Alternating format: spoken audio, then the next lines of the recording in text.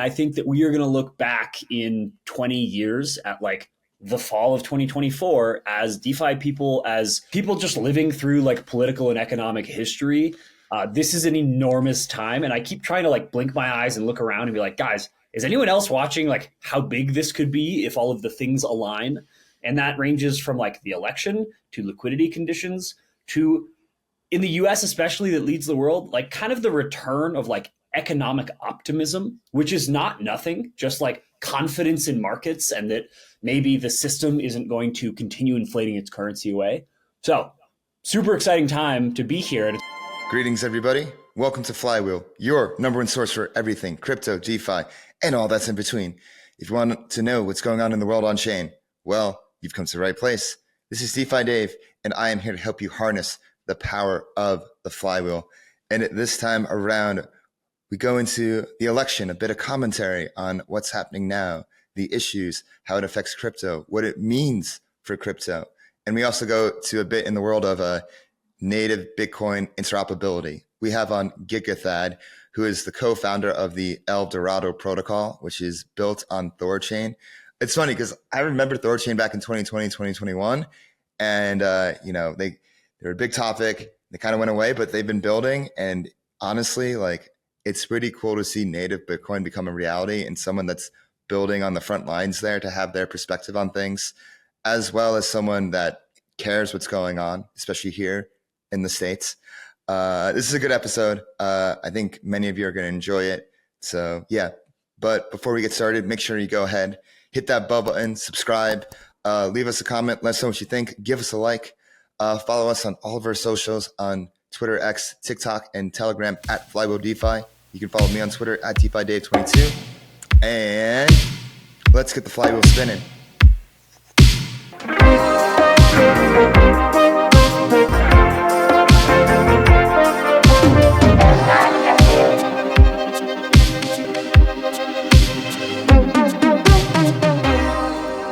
All right, everybody. Welcome to Flywheel. I'm your host, DeFi Dave, here with Thad, the founder of Dorado, which is a cross-chain lending market.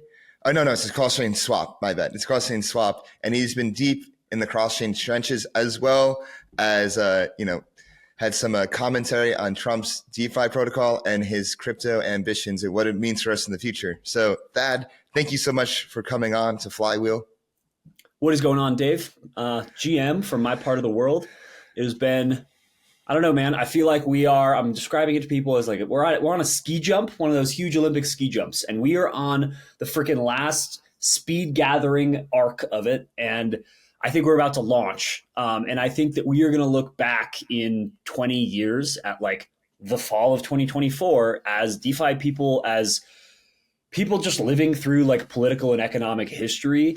This is an enormous time. And I keep trying to like blink my eyes and look around and be like, guys, is anyone else watching like how big this could be if all of the things align? And that ranges from like the election to liquidity conditions to, in the US especially, that leads the world, like kind of the return of like economic optimism, which is not nothing, just like confidence in markets and that maybe the system isn't going to continue inflating its currency away. So super exciting time to be here. And it's almost like I want to be having this conversation not about the week in, week out, like freaking, did you hear about the Chinese knockoff of this meme token? But more like, I think this might be it. This might be the big one, guys. And I know this could be the big one. Yeah. So the two things you said, the election and liquidity conditions. Let's break down those two. But first, the election. So obviously we have Trump versus Harris. One candidate has a DeFi protocol coming out. The other is saying, what did they just come out with? Like, oh, we need to protect cryptocurrency for black men. Like it sounded like they like the chat GPT of like, what kind of statement will like, make crypto people kind of okay, but also pander to like Kamala's base. And what are your thoughts on the election right now? Yeah. So, what's fun about this is I run a number of Twitter accounts. I run a number of circles, and it began shaping up this spring. And I actually, not to flex, but I know people close to the Trump campaign and behind the scenes in sort of conservative politics in America. I'm plugged into some of those circles. largely through like cracking jokes. And I've written some political articles as well through my personal Twitter. So I heard when Vivek dropped from the race specifically, that he was immediately approached by the Trump campaign to be an advisor. And it was just like, hey, man, you went out there, you said a lot of truth. You're good. We like you, like hop on board. And then the surprise of that was that when he got on board or whatever as the advisor, that one of his chief issues that Vivek didn't even talk about really in the campaign was, yo, Trump, you need to become the crypto candidate. I have no way of proving that. That is what I heard behind the scenes. But RFK as well. But through this spring, what you saw was a warming of Trump to crypto. And the overblown Trump was anti-crypto. I can summarize that for you. At one point, he was asked about crypto, and he said, I love the dollar. I believe in the dollar, blah, blah, blah, whatever's good for the dollar. He didn't make a point about crypto. He's like, I'm not sure about these crypto things. I love the dollar. Anyways, that was years ago. So now we have a candidate who is up and coming who, for many of the reasons that you like, and I do think this is like the nature of democracy, right? Goes out to his constituents and to people in the world and says, okay, like what do you guys want? And guess what people want? 20 to 30% of Americans have interacted with blockchains in some capacity. And beyond that, and I can give you kind of his story on it from this World Liberty Fi space, but he said his sons got him into it. And he gives it in such a boomer way. It's actually quite endearing. He talks for 45 minutes on the World Liberty Fi space, but he kind of has the humility of like, hey, like, I don't totally get this. My boys, they're really into it. And like whatever, they're smart guys, and like whatever they're really into, like this makes sense. So he looked into it more. And as this has gotten play and become a popular issue, what's amazing about the current state. So sorry, you asked about the election generally. I'll just say one last thing on the crypto issue with Trump. This is the election where crypto has become and is becoming a what you could call it a win-win issue or a lose-lose issue, right? So being pro-crypto is part of the future. It's very popular. It's going to only be more popular over time. And you do not gain a single vote by being anti-crypto. That's what this is about, is like, you do not, like, there is no benefit to you for being like, the Liz Warren, like, capitalism bad, other than maybe some like very long tail, just like vengeful people who hate wealth creation. There's maybe like some of those. But in terms of actual voter blocks, this is a popular issue and a winning issue. So the Trump campaign tested the waters in the spring. I think it was because of this advice of Vivek. They started ramping in, and someone described this. I love this. If you watch Trump's Bitcoin Nashville talk, someone described it as he's saying the things, and he'd been, loaded well. And if you listen to him too, people say he doesn't really get it. He is being informed well. He talks about things like, and he pronounces things carefully when he knows they're important, like the right to self-custody. Like he says that, he enunciates it. And he knows, like the right self-custody. Yes, yeah. So you have the warming of it. And people said this about his Bitcoin Nashville talk. It's like he was watching, it's like he was speaking and in real time seeing the crowd respond. It's like he was like, yeah, this is awesome. Like he was like getting on board. I feel like even outside of crypto, that's what Trump has done so well over the years, is he's just A/B tests. That's what he does, whether it's like online or in real life. He'll like say something, he'll like, gauge the reaction, and then it'll be, or if he's like with anything really. He's really good at A/B testing. Totally. So zooming up, you kind of asked just about the election generally. So zooming up to the present, we have a race that, to me at least, is not appearing terribly close. But like, I really do think Trump's going to win pretty resoundingly. I don't know about winning the popular vote, but maybe I'm wrong. It would appear right now things are really going. And hey, man, we're in the crypto game. We know how patterns go. And so you look at that poly market pattern, the diverging odds, and you have to say, okay, barring a trend reversal, right? Some bullish catalyst in the Harris camp, barring a trend reversal, this is where we're going. We're going apart, and the Trump odds are going up. Tucker Carlson's been doing some interesting podcasts and kind of talks with pollsters and people like that. And I was listening to all the latest, and it's like, I get it. I get the people who are like, well, what if it's sketchy or like it? I get like the those sort of gray swan arguments. But frankly, right now, according to their metrics that favor them, this is looking bad. Tim Walz sent out a email to supporters last night that said, like, I've given a lot of pep talks, and I'm going to be honest, like, it's the fourth quarter, and we're down by a field goal. That's how he framed this election. Like, wow, that's bad. Like, to say that. Yeah, we're down by a field goal. I feel like the Harris campaign had like momentum when they were started off the bat, when they made that change, and they have not been able to keep that momentum going. Totally. And they took the bait. So they took the bait, which was, hey, you're not doing any interviews because you suck at interviews. And they were like, yeah, we'll do interviews. And now they started doing interviews. Guess what? Maybe there was a reason to begin with that people didn't have her doing interviews. Like her people, her campaign did not have her doing interviews.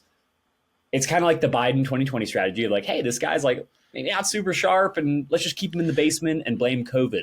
And this time it was like, so the bad rep of, hey, you're not doing interviews has now been replaced with, hey, you're doing interviews and you are bad at them and people do not like you. And so the problem is they took the bait and now they're like, oh, we'll show you her all the time. We'll give you as many interviews. They tried to do that. And it would appear, if we look at like the polls, literally at the point where she started doing more interviews, her polling has all gone down. Mm-hmm. So now she's talking like, oh, maybe go on Joe Rogan or something. And it's like, she did that interview with Call Her Daddy. Yes. Call Her Daddy, friendly audiences. Really crazy from yesterday. Time Magazine cover. Time Magazine did a cover that's basically just like calling her out on how she refused to do an interview with them. It's like a brutal bright red cover of just like, we asked her to do an interview and she said no, even though Biden and Trump said yes to us. It's like a salty, but the whole cover is just like saying like, so in any case, those odds are diverging. I don't think it is close. And also the polls just, it's not like, oh, we can't, the left have now turned the conversation into, we just can't trust the polls. And it's like, no, the polls just consistently oversample your side. Like it's not like an equal, sometimes the polls are really strong in favor of the left. No, it's like the polls consistently favor. I have another question actually, with the election in general, outside of crypto, what do you think are the biggest issues in the election? Well, I don't think I have to think. I don't have to think because it's inflation and the economy. Yeah. So this is the funny thing about all of this and just politics generally is like, okay, polls on who will win, hard to trust. Polls you can trust, the freaking Pew Research poll, it's been out, they've been doing it for a year since the fall of 23 of what is your top issue. Mm-hmm. That's literally the top, like they do that poll and that's a pretty reliable poll. And I think number 1 and 2 are inflation and it's like inflation, economy, immigration. And what's really funny is, it's like 12 is abortion and like 9 is the environment. But you get this interesting thing of, prioritizing things and maybe your party isn't all about like people having economic prosperity. I really think this is a broader philosophical point, but like the vibe is that this election and increasingly the political conversation is like between like the do's and the don'ts and like people who favor ambition and kind of the American ambitious spirit and people who are ashamed of that or against that and or are on government benefits or beneficiaries of a system in which they don't pay taxes. And it's really going to get pretty stark because you have, when I say people not paying taxes and people benefiting from the system, that's low productive people. It's also old people. And it's also kind of these aging boomers who came up in the 60s. And like the liberal bloc tends to be old people, minorities, and single women. But in any case, I forget your original question from that. I was like, you basically answered it. Like, what do you think are the most pressing issues? So it's inflation, economy, and immigration. Inflation and economy. I mean, like, dude, if you go to Trueflation, the Trueflation marker for like, it's so whack. People don't understand that like the government, and they partially admitted to this, they started to remove variables from their inflation calculation to bake their numbers. Like the inflation number, even the one that they admit to that's really bad, is a lie. Like they baked that number. I'm just a real dude living in the real world. Like I know that my costs for living are up like 40%. Yeah. Trueflation, which is Balaji's third-party inflation tracker, to trueflation.com or whatever, it says it's like somewhere between 25 and 30% over since 2020. It all depends how you calculate that, but like I just look at this and it's like I'm not, I'm not in poverty. I do pretty well in crypto. I have some money, but it's like is everyone not free? The fact that no one's freaking out more about how unaffordable the cost of living is, just based on, we are living under an administration that passed the Inflation Reduction Act, and it was the largest spending bill in the history of human civilization, and we got 30 to 40% inflation in 4 years, and we're in a debt spiral. So I look at that, and I'm just like, I'm a plugged in freaking macroeconomics guy. I watch charts. I'm looking at all that stuff. So that's all very real to me from this perspective of like how fast the debt grows. But that's like, I don't want to call it like, that's like the higher IQ side of like the problem. But just friggin', man, grocery prices should radicalize you. Like they should radicalize you. And I have that experience where I'm like, this is things are wrong in this country and in this system. And I can't trust the government to run the economy because they're screwing it up. So I think inflation, inflation in the economy. And I think immigration plays into inflation and the economy. This was so stupid in the vice president debate where it was like, well, if you take 25 million people and add them to the country, they all need housing, and that's going to drive the price up. And the moderators fact checked him like, well, we don't know if that's true. And it's like, no. Remember fractions in elementary school? Numerator, denominator. This amount of houses with X amount of people. Now we're going to add, and here's what the number is. It's 7.8% of our population. They added 7.8% to the US population. That's 25 mil out of 333 mil.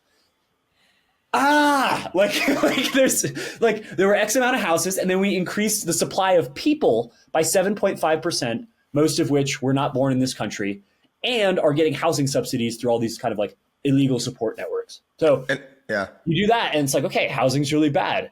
And then just general inflation in the economy and the American worker's ability to have and keep and sustain profitable work and be able to pay for their groceries. Throw that into the equation. Hey, guess what, labor pool? Plus 7.5%.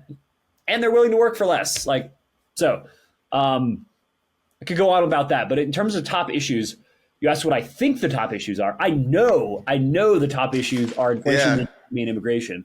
And how that plays out, inflation and the economy. Those are like the same thing. So we're going to see a direct correlation with crypto there. And I can give you my bull case for what happens next. Yeah, let's see the bull case. All right, man. And this is on several levels, right? Because there's the bull case for why it's good for us, crypto guys, and then there's the bull case why it's good for everybody. And here's what I think. Trump wins in a resounding landslide. And there's going to be some bitterness about that. Someone who went on Tucker called it, he goes, I think there's going to be a mental health crisis. Like people are not going to be able to grasp that this could happen. That aside, he's going to get in. We are going to apply tariffs. Trump had a great line yesterday. Tariff is the most beautiful word in the dictionary. Great.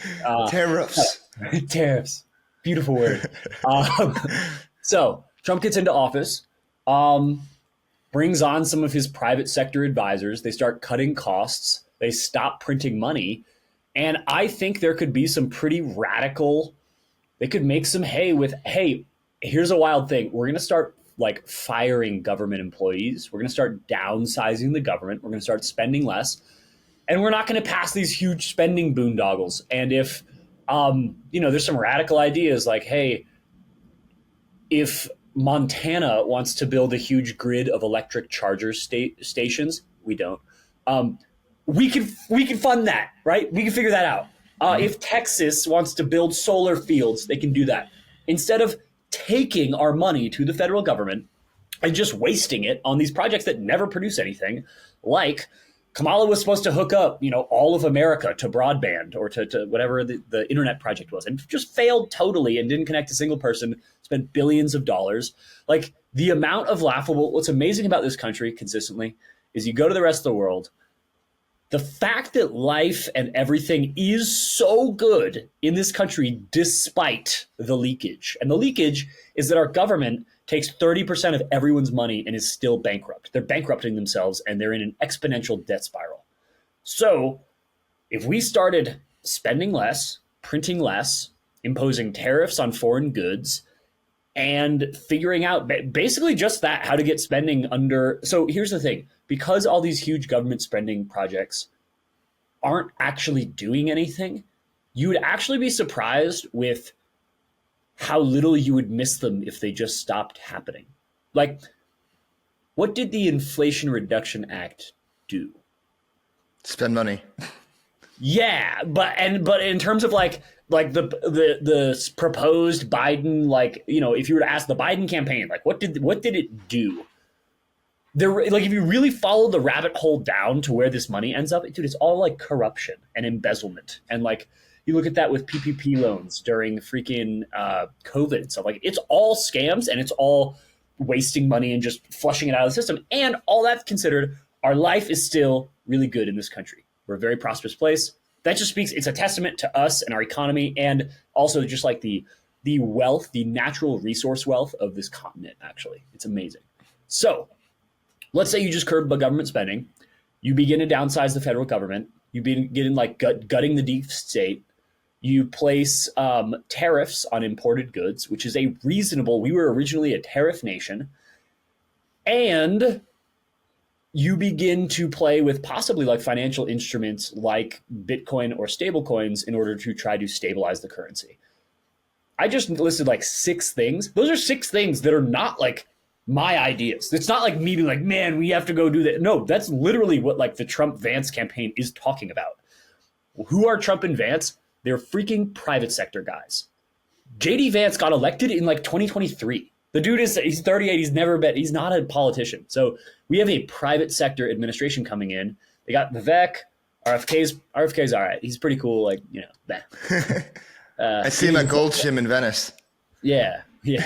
But so we have all these factors that leave us with potentially coming what we would call fiscal austerity and constricting of spending. All kinds of things that would reduce inflation, boost economic optimism, and everything should be good. All of that said, you asked about liquidity conditions. The problem is we already have all this freaking money out there, and they started cutting interest rates. So Trump is getting onto a ship where there's already been a bunch of water that's come in and it's sloshing around. I love the expression. I love to say like liquidity sloshes around. And so we've got all of this money and it's getting cheaper now. And, if you think with a couple more like basis point cuts and a Trump win, if you think that major institutions aren't going to freaking lever up and buy Bitcoin, which is a non-inflationary asset, like that's what's going to happen. So everyone down to, think about me as the use case. When Amex, my credit card company, offers me like a decently low APR, like personal loan for $50K or something, I'll take that sucker and I'll freaking buy ETH or Bitcoin. That's not what they want you to do with it, but no, I can do that because that's just like a simple. That's like a microcosm of the broader system, which is got it. Okay, we can borrow money now, and we can borrow money and get a better return than the APR, and if that's reasonable, I'm gonna just freaking get into things that are not going to inflate, that are going to preserve my value. And so right now, if as interest rates come down, the probability is that people are going to get into smart money or whatever's hot. So AI stocks. It's funny how much of a one-trick pony I am. I couldn't tell you what's up in the stock market these days. Yeah. Nah, dude, I got too much stuff to follow. We launched our token this week. I don't have time for that. So things like Bitcoin, things like they're talking about now like large cap crypto ETFs, which is awesome. So outside of ETH, so like Sol and maybe some like Dino coins. Sol, Rune, like things that are dope. Or not all of them. A lot of them are Dino coins. But anyway, so you get the situation in which the damage has been done. This money has all been flooded and printed out there, and it's sloshing around, and it needs to go somewhere. Historically, in an inflationary environment with interest rates coming down, risk assets pump. So whatever risk assets are today, which would be gold, silver, Bitcoin, tech stocks, AI stocks, those would be kind of the hot ones. Maybe biotech as well, pharma.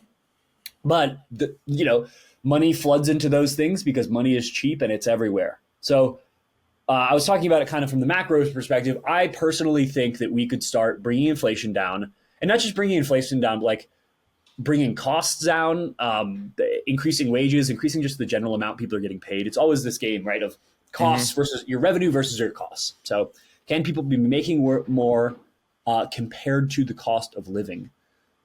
And all of that in the context of what we are doing in crypto, which is like, dude, like I like to strip crypto down to like the core. Crypto was started around Bitcoin. Bitcoin is an inflation hedge.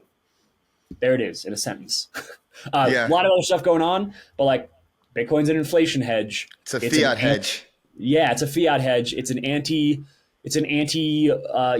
central banking abuse mechanism. And so when we just look at those premises and you look at our modern conditions and you look at the popularity and like the moving of the tides, it's like, all right, where are people going to go? Where's money going to go? To think that it would go somewhere other than Bitcoin is really hard to imagine, actually. And like, so the goal is, and what I think of with our platform, so we're a cross-chain DEX. You can get yields on our platform. You can do swaps. We have a fun meme token. If you own our meme token, you just Dorito. You guys just launched. Yeah. So we got Dorito, the gold chip. We have degen lore behind that we're rolling out, but that launched Monday. And it's just simply, we're a cross-chain DEX. You can get all these L1 tokens. You can trade fast and easily. You can track your portfolio. You can get yield. You can get like 2% APR on Bitcoin on our site. That's single-sided asset yield too. That's not like an LP. So not going to plug us too hard, but our thing is, what are we doing? I always say to people, and I wrote a Substack this week or last week called "Get in on crypto before Trump gets elected, or regret it for the rest of your life." And I wrote it for my normie friends and my Twitter followers. And the major premise there is, this is your last shot if you're like really not in on it yet. And for us, I describe what we're building at El Dorado and with Dorito as building a financial ark. And like Noah saw the rains were coming, God told him, and he started building an ark. And he was an ark builder. He probably spent most of his life building that ark. And when he was done, and I'm just, embellishing the story myself, but when he was done, hypothetically, anyone can fit on an ark, right? It's just a thing that floats. Anybody could fit on an ark. I wrote that article for my Substack audience and, largely my kind of like right of center following who have my politics, because I want my people on the ark. If I'm an ark builder, I want my people on the ark, and I want to choose those people. And,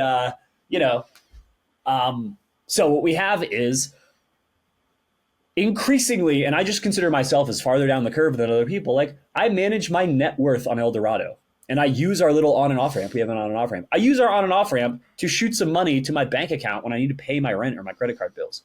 That's my life. That's my financial life. Like I'm all in. Maybe that's terrible. Maybe that'll wreck me someday, but like, and I'm not being a total retard about it, but, so I am unbanked, essentially, like according to US Bank, I have like single digit thousands of dollars because I'm just constantly shipping in and out of crypto. But so I am managing my portfolio in Bitcoin and other digital assets via El Dorado. And I am largely gaining, most people are losing purchasing power, losing savings, losing their stored time and value over the past 4 years. And I just look at it as like, I just feel so bad for people. I want people to be able to tread water and to build lives. And I always say this also to my kind of like trad, like Twitter community and stuff. I'm like, guys, like, what is this all about? Like, this is mostly about us being able to afford houses to raise families in. Like, to that's live our lives. Like, yeah, dude, it's to live your life. It's to, and really like the biggest thing there is like affording a house, raise a family. Like that's the goal. And I'm not part of like the, if Dorito goes to 100 mil, which I do think we're going to hit 50 mil, we're very confident. We're just starting to market it. We kind of rolled it out slow. if Dorito hits 100 mil, you're not going to see me in freaking Dubai. Like you're going to see me here basically living exactly the way I do now, except I'll buy a house. Like that's, that's it. Yeah. So Yeah. anyways, Before we get into El Dorado and El yeah, Dorito, I wanted to ask one more question about Trump. yeah. What does it mean for working in the crypto industry if Trump wins? Because especially for like me, you, a lot of us, like where our livelihoods depend on, are literally working in the industry. Yeah. If he wins, it makes our life so much easier. And if like Kamala wins, it's like, you know what I mean? Okay, but I have a counterpoint on there, a kind of Yeah. a more of a white pill. Here's what I think, Okay. and I'm biased towards, or no, I'm self-aware, believing the things that I want to believe because I want them to be true. But here's my take: Trump winning, we stand a chance of being infinitely better in a better place. Our lives will be easier. The regulatory burden will be less. It'll be more clear. The taxation regime, all those things, incorporation in this country will become more feasible. So that's the bull case. I actually think the Kamala case, the negative case, is just like more of the same.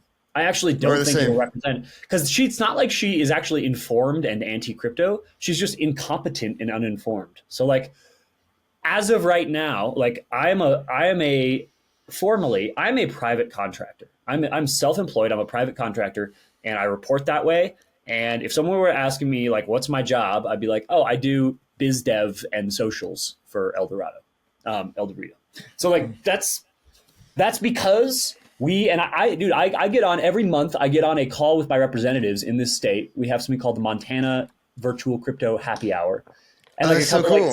a couple like state reps get on, and they're like just like young political guys who are like, "Hey, this crypto thing's popular," and they get on and we talk about it, and like it's a question of how can they make good policy. You know, Wyoming has come far in this. You can incorporate a DAO in Wyoming. So individual states are doing interesting stuff. You know, Wyoming DAO law is cool. I think Arkansas is the other state that has that. Really? Arkansas? Yeah, something random like that. I believe it's Arkansas. And so it's like some of these states are getting friendly, and just the question is, can you set rules that we can play by?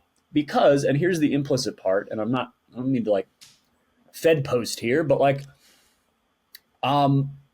if you set rules that we can't play by, we're not going to play by the rules. And so like why am I not like trying to do some like incorporation in the US through of a company or anything like that? Like frankly, because it's a total crap show, and the US government is suing the top two companies in my industry, Coinbase and Binance, actively suing all the time, and other top dogs. So when somebody's like, "Oh, why don't you like try to incorporate or like play by the rules?" It's like, because the people that tried that have gotten, without exception, screwed over. Like that is why. And you know, I'm not doing anything illegal. I'm self-employed. I'm a consultant. And so it just becomes this question of like, So am I. help me, yeah, like help me work with you, because otherwise, I literally say this. I say this on like the Montana happy hour call. I'm just like, guys, I would love to friggin' plant a flag in the ground, have an office downtown here in Montana. I would love to go to the local ComSci department and hire people and just like basically like run a legitimate company in your state. And there are like no avenues for me to do that. And so when you have those, we'd love to be like that young, like we created jobs, like founded a business here guy. But you got to work with us. And frankly, and this is just the other part that I think the state, the sovereign doesn't understand is like, if you make, they're not used to like people being able to just say like no or escape their regulatory or tax regimes or anything. So it's like, oh, like you have ridiculous rules. Fine. We want, like, I'm going to go headquarter in the BVIs, or I'm going to do X, Y, or Z. Like, those are all options and they're readily available. And it's similar to like just the money side. Oh, like you are abusing the responsibility you're supposed to have some management over the finances and the currency of this country. You abused that. And so I'm using a different money. And they're like, you can't do that. And, you know, they closed the gold window and they tried to fight things like this in the past. And now it's like, I'm using other money and you can't do anything about it. And That has actually extreme political implications if there are to be bad times ahead. If this country, what are the implications? So I wrote another Substack on this about Hobbes's Leviathan and kind of this concept of the state being a monopoly on violence. And in order for a monopoly on violence to be real, this is like classic parenting 101. But if you're going to make a threat, you have to be willing to follow through on the threat. And this happens in geopolitics. This is like parenting, interpersonal relationships. Empty threats break your credibility in a way that you are now no longer taken seriously. And that's even worse. Parents who don't punish their kids now know they won't be punished. They now don't have to fear punishment. So my article is about, it's called Balking the Leviathan. Balking, like laughing at. You want to hear some crazy numbers? The IRS audits about 500,000 people a year. Of those 500,000, they pursue cases of around 1,500.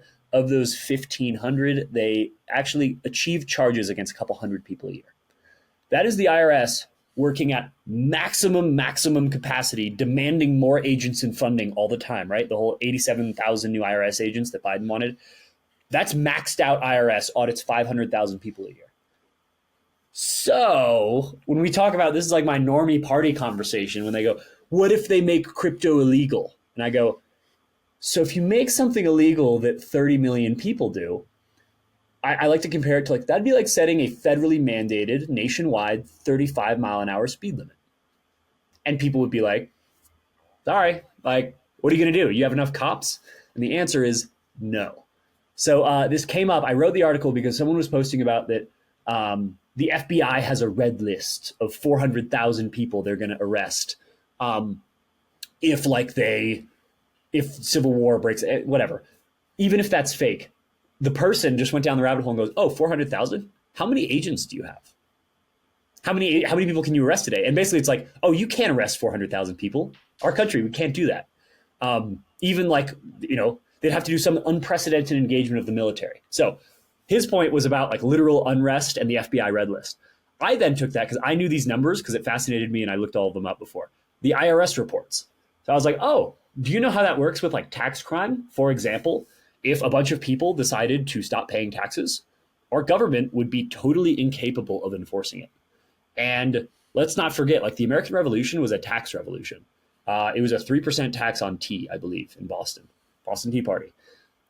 And the Stamp Act, and I'm actually reading a book on the Revolution right now.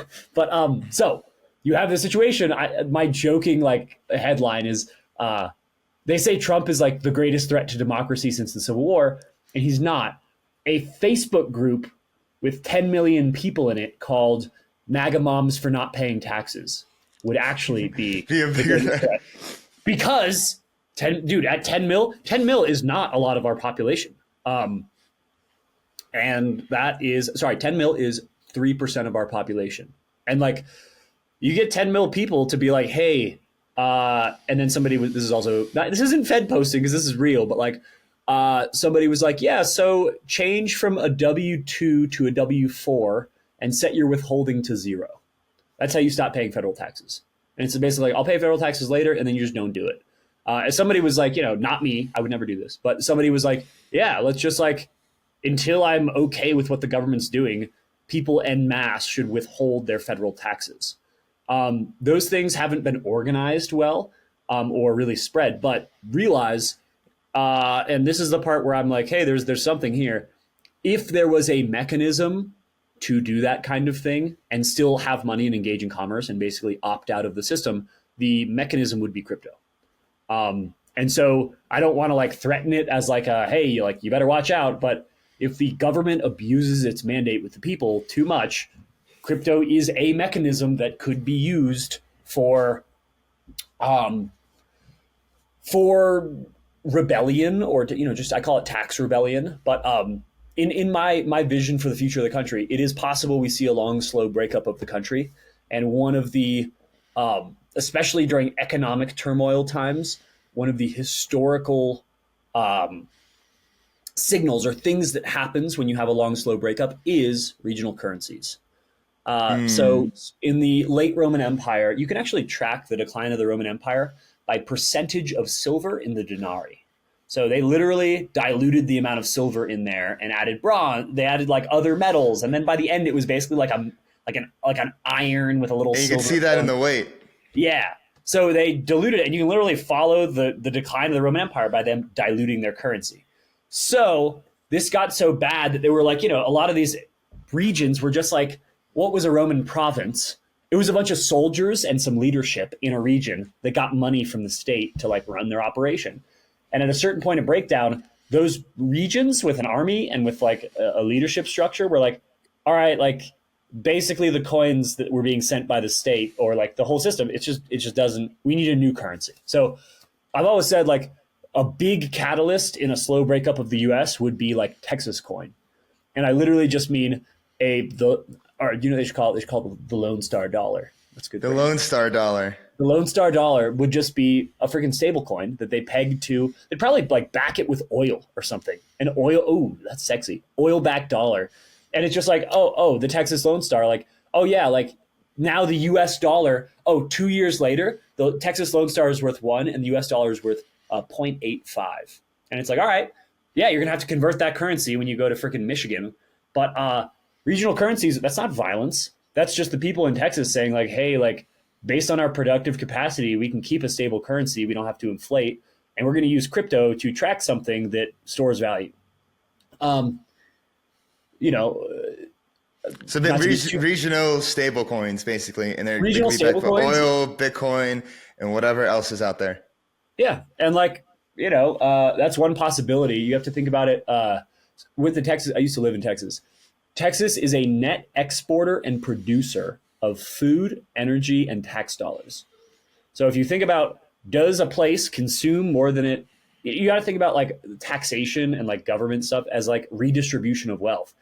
Texas is net taken from by the state and does not get that back in benefits or any sort of like spending.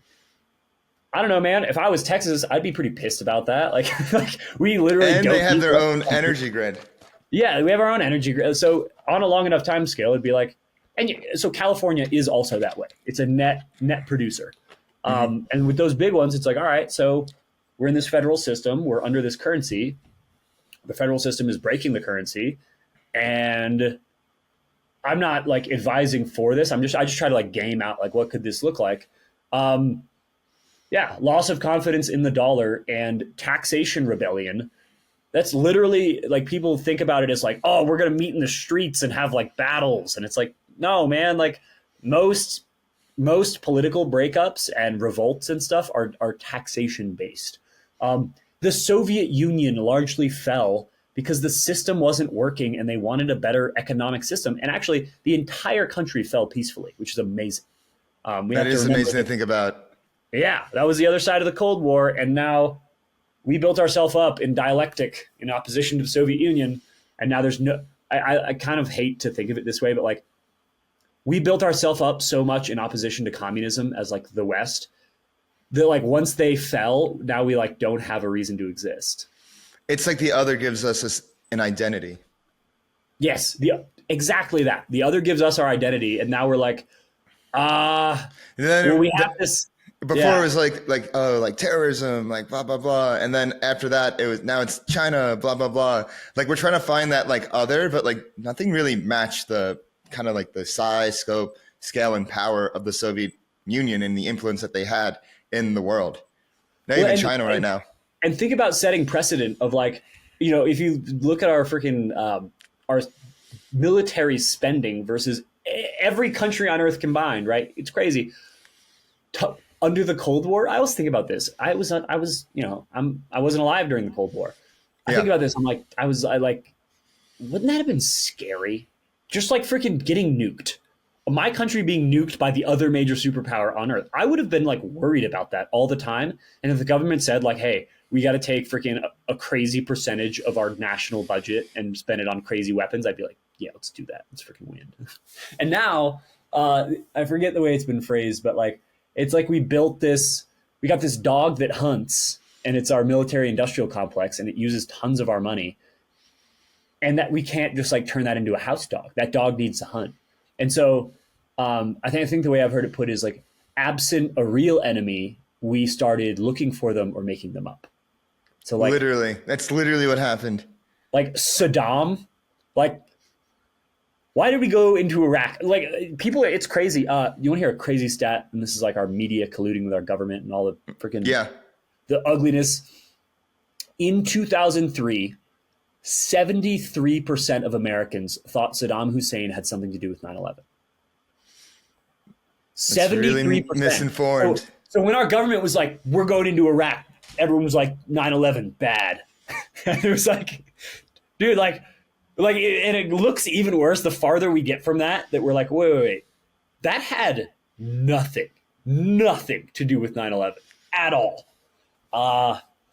And we just invaded a sovereign country on the opposite side of the planet because reasons. Reasons.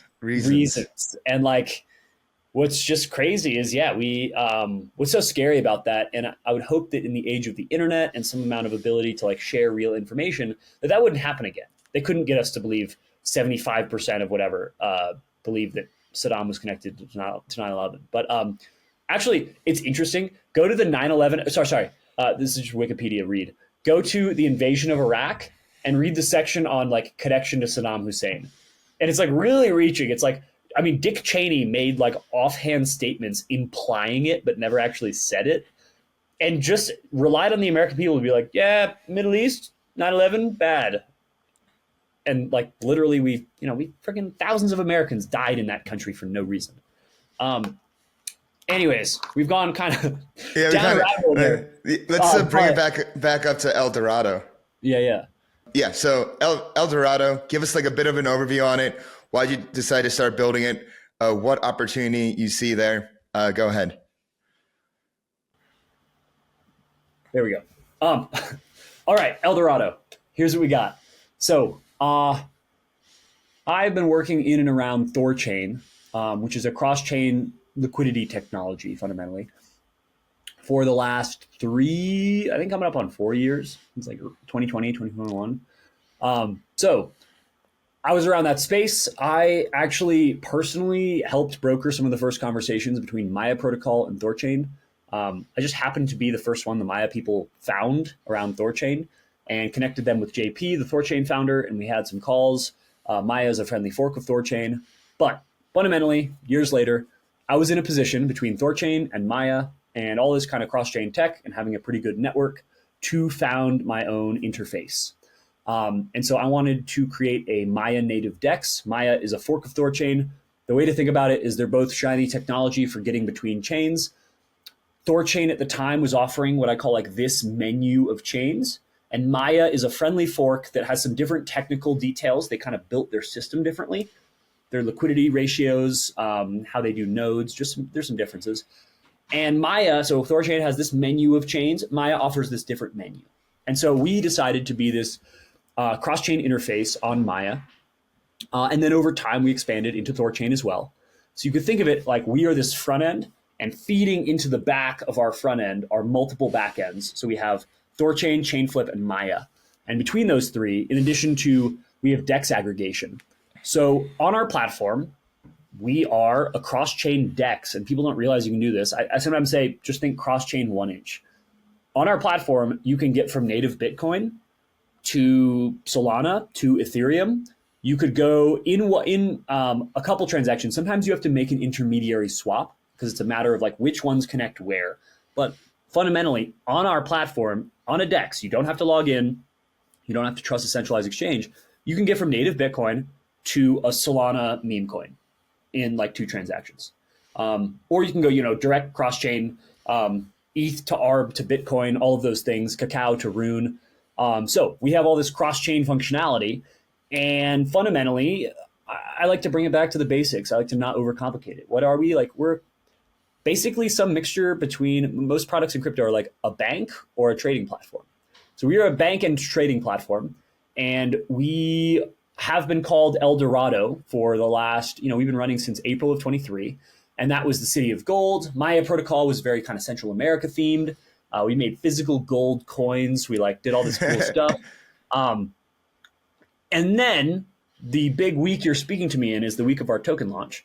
We waited 2 years to launch our token.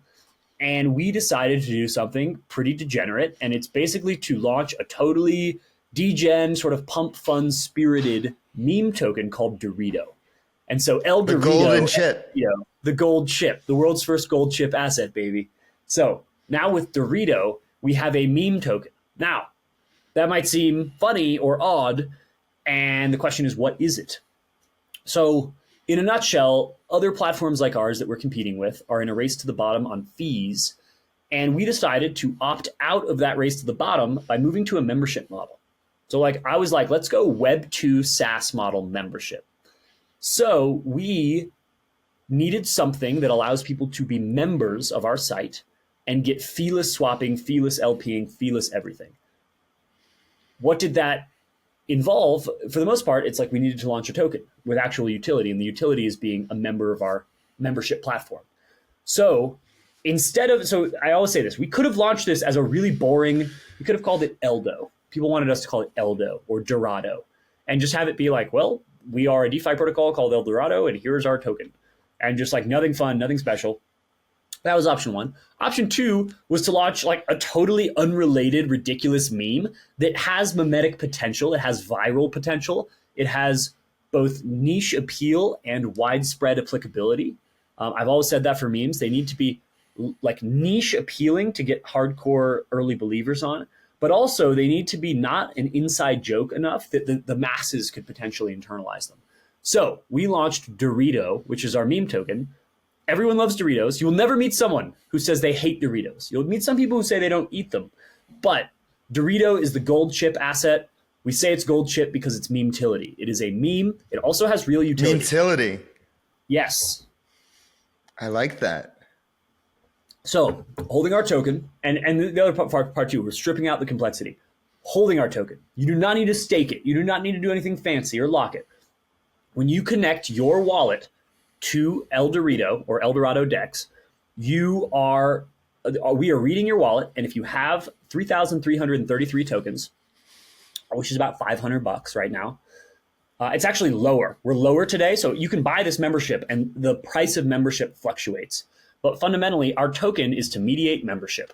And we don't like how obscure crypto language can be. People talk about it in all this stupid language. It's a freaking membership, man. Call it what it is.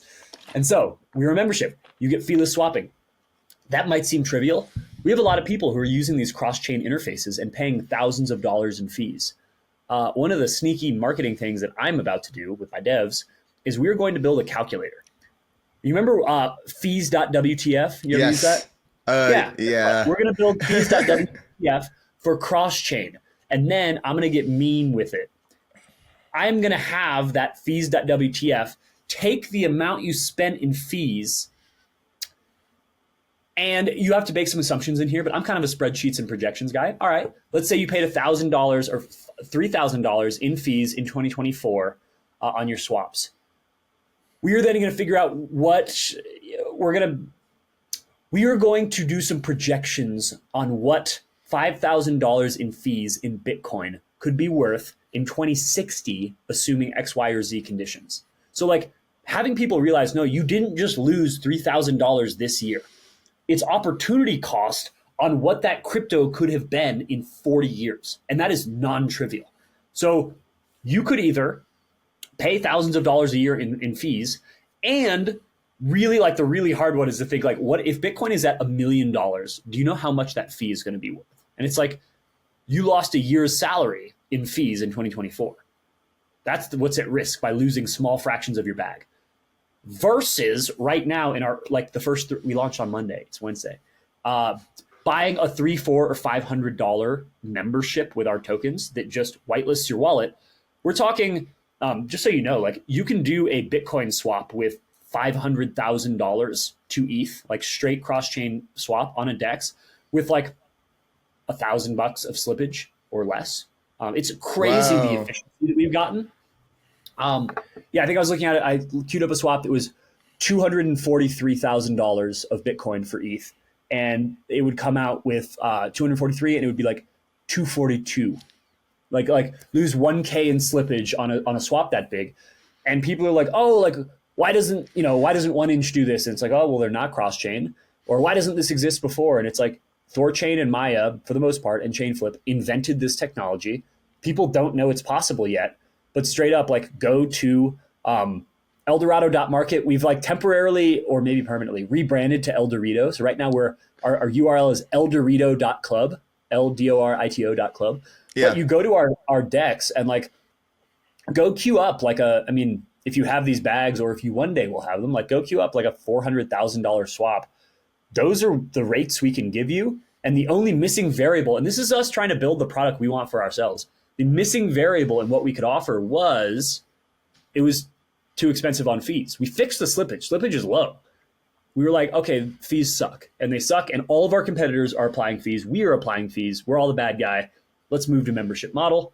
And it's kind of it's a sacrifice fly a little bit. Like with a membership, you give up your revenue model. You give up your fees. And so if our token doesn't get bought enough and doesn't get used enough, we have to rethink what we're doing. But as of right now, it's looking good. Our token launch went pretty well. Like we're slow building this. We did not advertise we were doing it on Monday until Monday morning.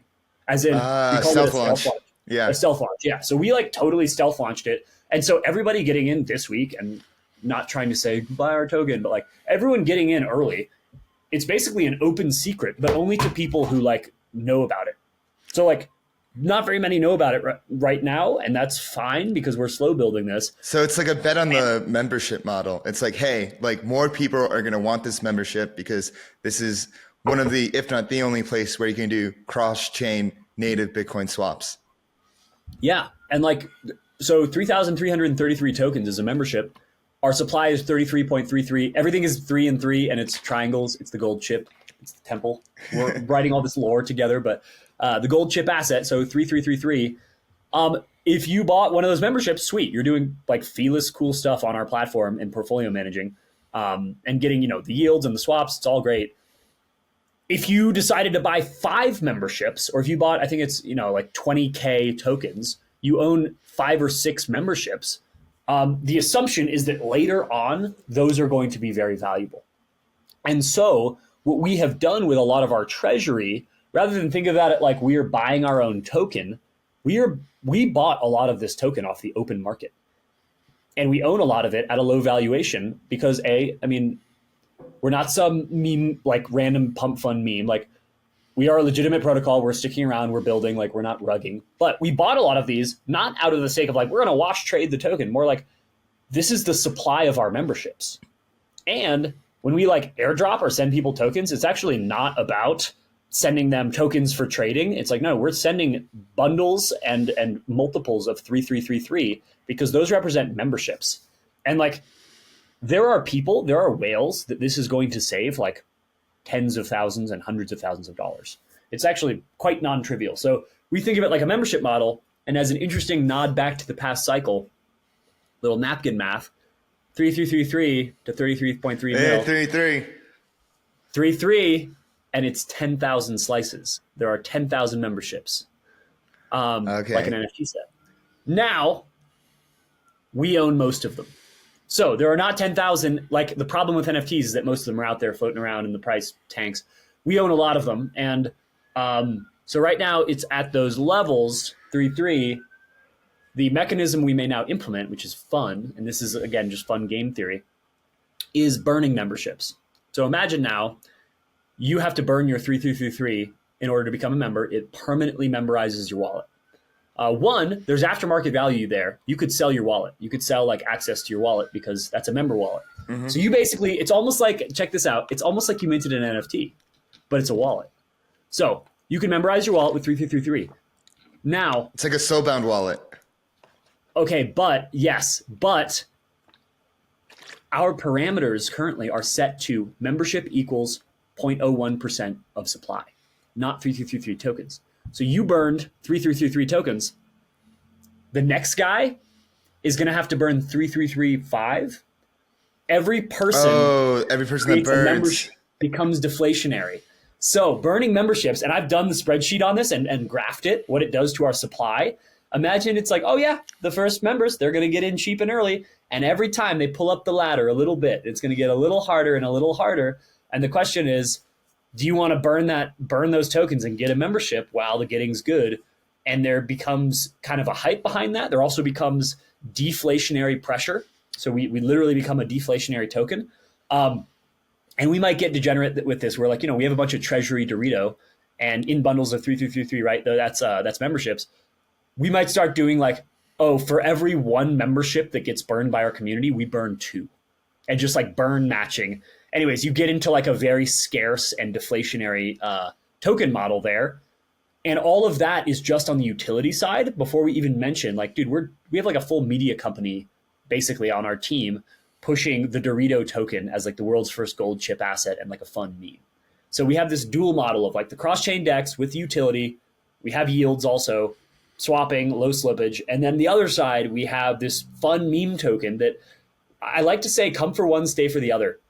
You might be a person that scoffs at meme tokens and you hate them and you don't care, but you do buy 3,333 of our meme token because you want feeless swapping for cross-chain, which we are the only feeless cross-chain platform via Thorchain or anything like that. We can now market that, which is awesome. And how does, sorry, I'll let you finish. I was going to ask like how Thorchain works and how native Bitcoin swaps work. In a sec. Yeah. So we have one side of our business model, which is we're a native cross-chain DEX. We can get you between chains, low slippage, high yields, native single asset yield on Bitcoin. So that's all really awesome. And then on the other side, we have this meme token. And there will be people, I always say, from the DEX who don't like memes, who buy the meme because they want the membership. There will also be meme degenerates who don't care about cross-chain at all, who start to manage their Solana portfolio on El Dorado or El Dorito, because El Dorito is a great platform. And we've branded it as Crypto's Country Club. So like when you log in with Dorito tokens, you get a gold card in the upper right-hand corner, and this gold flutter effect happens on the screen, and there's chicks, and like it's all cool and aesthetic. It's a high dopamine experience. So meme people will become DeFi users through El Dorito, and cross-chain people might buy memes. And so we are bridging these gaps. And the problem is Thorchain and that whole world is pretty insular and can be pretty siloed off. So we're trying to like bring meme people into Thorchain and bring Thorchain people a meme. So that's our vision. And it's kind of this bifurcation of our model. It's like we've added a new branch to our business. It's kind of like you're baking a cake and like you're adding all these different elements: Bitcoin, memes, cross-chain shop. Just together, just as a small detail, upside downside risk, right? On the upside, so if our meme Dorito, world's first gold chip asset, totally fails, right? It's still a useful utility token. Like it still has a real freaking value on it. And actually, we would argue there's a price floor there. And so there's the downside potential is very low. The upside potential is huge, as we all know. If the meme takes off, if it does well, if we market it well. So we consider this a best case scenario, big win. Worst case scenario, just like mid. And we're pretty happy about that. And you asked about Thorchain. Yeah, because I remember hearing about Thorchain back in 2020, and it had its run up back then. But then I remember there was like a few hacks here and there. But it seems like they, recovered and came back, and not only just came back, but they're thriving and they're working. Yeah. So basically, trying to think. In a nutshell, Thorchain is a cosmowasm, it's basically a fast, shiny asset that allows you to create liquidity pools between chains. So if you think about the Thorchain system, you have your ETH pool, your Bitcoin pool, your Litecoin pool, whatever the various chains are. They're all paired one-to-one in a liquidity pool with Rune. And Rune is able to calculate what the prices are, and essentially you are routing through Rune when you go between chains. That is an ultra normie understand, just like that. Got it. So Rune is like, it kind of reminds me of Bancor a little bit, when like everything went through Bancor and like that old model. Yeah, I'm not super familiar with that model, but at the end of the day, it's just built. The big question with a system like that is it needs to have its own liquidity, and it needs to have very deep liquidity. Yeah. And the really big developments that it's had in the last, let's say, like couple years that have really turned the tides. As yes, the liquidity has gotten really deep, but they implemented something called streaming swaps. And people used to ask me, like, why isn't everyone using Thorchain? And my answer was always that I would send Thorchain to my whale buddy, and he would just say, sorry, bro, like, the slippage is too bad. Like, I can't, I trade hundreds of thousands of dollars at a time. Like, I can't do this. Streaming swaps was an innovation by Thorchain that allows you to, for lack of better phrasing, like, split up a swap over time. Okay. So you send your swap, and let's say it's $500,000, and Thorchain's like, oh, that's a big swap.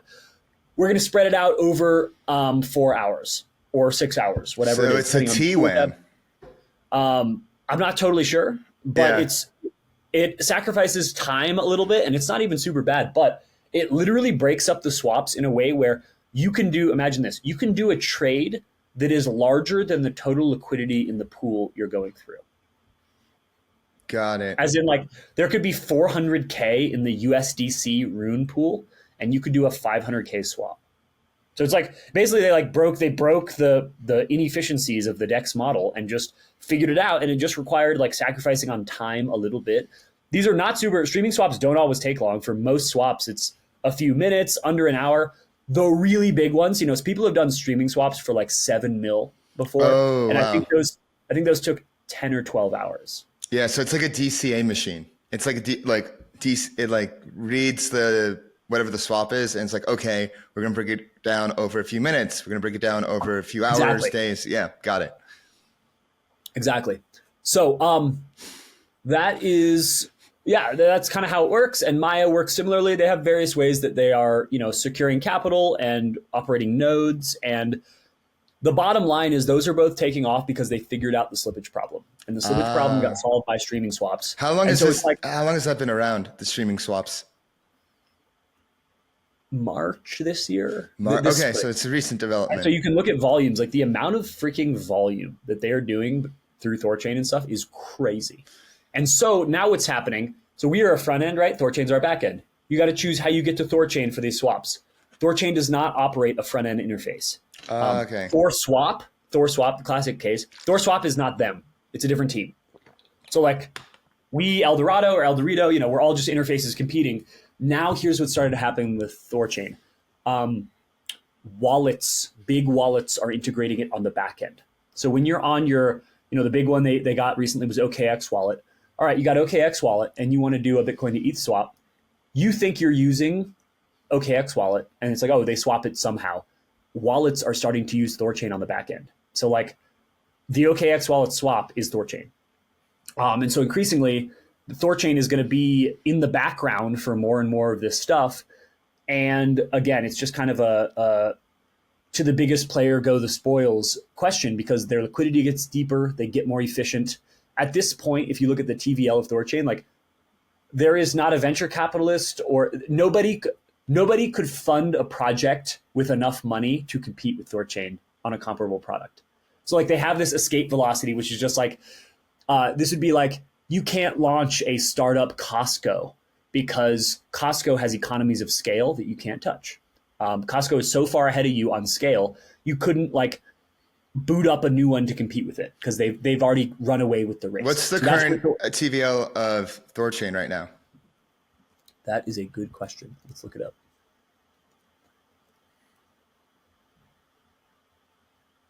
How are we doing on time, by the way? We'll probably wrap up after this question. Cool. Yeah. All right. Thorchain TVL. And so assets like Rune are good ways to get exposure to that. There is, I mentioned Rune in terms of the potential multi-asset ETFs or whatever that was. Fact check me on that, but this was in the conversation. I know Rune is in the conversation for that. And yeah, man, the TVL for Rune is 262 mil. Oh, wow. Sorry, no. Staked. So I can't tell. It says the TVL is 262 mil, but it says staked. The staked amount is 560 mil. Got it. So still 9 figures. Yeah, so 560 mil, which is So the liquidity is 256, but total amount 560. So it's a question of like, oh, you want to build a Thorchain competitor with deeper liquidity and like good technology? You got do you have almost $1 billion? Yeah. Especially with native Bitcoin, like that's the real moat there. Yeah, totally. And like as much as Bitcoiners don't like to appreciate it, if you go to app.eldorado.club/earn and you look at our yields, like I'm just going to look at what like Bitcoin yields are. You really get to see single. And so the other part, sorry, you asked what changed. They figured out streaming swaps, that fixed slippage. They also figured out what's called savers. Previously, if you wanted yields on Thorchain, you needed to be a 2-asset LP. So you had to do Bitcoin and Rune. And predictably, what does that mean? Risk of impermanent loss. Rune's price could change, Bitcoin's price could change. So what we have is savers, and savers was just an innovation where, think about it this way, ready? If you're in the Bitcoin Rune pool on Thorchain, previously, you had to be Bitcoin and Rune. Or you could deposit one and they would just on the back end, they would swap it for you. They would swap half into the other asset. So you're still doing a 2-sided LP. Here's what savers is. Imagine you come to the table with your Bitcoin and you're like, hey, I don't trust this Rune shitcoin because I'm a Bitcoin maxi. I just want Bitcoin yield. You deposit just your Bitcoin. And I am a little more degen and I'm like, I'm a Rune maxi. I will meet you at the table. Let's make an LP, your Bitcoin, my Rune. But I am taking more risk by filling the other side of that bargain. So I'm going to get more yield than you. So they're the junior tranche, the junior risky tranche. Yep. Yes. So I am the degen tranche. I get more yield than you, but you get the pure Bitcoin exposure. And if we both agree that that's like an okay arrangement, then like, cool, that's what we got. So like today, as an example, the Bitcoin APR from app.eldorado.market/earn is the APR from Thorchain is 1.81%, which Bitcoin in a savings account, that might not sound like a lot. 1.81% for Bitcoin. For Bitcoin, and do that over 50 years. That's pretty extreme, and that is with no risk of freaking impermanent loss. Now, do you know what the Bitcoin LP is if you do Rune Bitcoin on Thorchain? It's 71%. 71%. So like you want to play the game here. I just sent you, check your Telegram DM. I just sent you, and what's cool, and we're the only interface that does this. If you expand our earn page, you get, basically you get the 3 columns, and the 3 columns, the first one is Thorchain, the second column is Maya, and the third is Thorchain savers. So savers is these single asset ones. And then the other ones, we call them yield accounts, but they're the 2-sided LPs. We're trying to use more like accessible language. Got it. That's awesome. Yeah, definitely going to check this out after the show. We're coming up on time here. And before we go, I usually ask this question to all our guests. Who do you want to see on Flywheel next? Who would you recommend as a guest? Next as a guest? Well, if you could get... You know what? There's a guy named Dimitri from RabbitX who is super based and runs a cool perps protocol. And I've always just liked him. In terms of people who are at the crossover of kind of my like ideological and Twitter circles, Dimitri might be a good one. Or I don't know. That might be one of my top That's a good choices. one. That's a good one. Yeah. Yeah. That's what I'm thinking. But Dave, it's been a pleasure talking. I guess we went through the election. We went through potential breakup scenarios in the United States. We went through El Dorado and El Dorito, which is for sale on our site and gives you feeless access to all this cool stuff. That's my final plug. Yeah, dude. We had it all. We did it all on this one. Thad, thank you so much for coming on. Bro, I would be happy to do this again sometime if you want to chat any specific topic. If you can't tell, I'm a talker. No, we love it. This is what this pod is about. Like, I'm just only the shepherd. Like, I'm trying to guide you and like to whatever topic you want to yap about. Cool, bro. Well, appreciate you. Appreciate you. Screw me a Soul Addy. Maybe we'll give you an El Dorado membership. Oh yeah, I got you. I'll send you that after the show. Cool, man. Cheers, everybody. Thank you, everybody, for watching this episode of Flywheel with Gigathad. I'm your host, DeFi Dave. I hope you all enjoyed it. I sure did. And yeah, we'll see you next week. But before we go, make sure you go ahead, hit that bell and subscribe. Leave us a comment. Let us know what you think. Give us a like on YouTube. Follow us on all of our socials on Twitter, X, TikTok, and Telegram at Flywheel DeFi. You can follow me on Twitter at DeFiDave22. And we'll see you next week. Peace. Everything said in this episode is not financial or tax advice. This channel is strictly for educational purposes and is not an investment advice or solicitation to buy or sell any assets or to make any financial decisions. This video is not tax advice whatsoever. Please talk to your accountant and do your own research.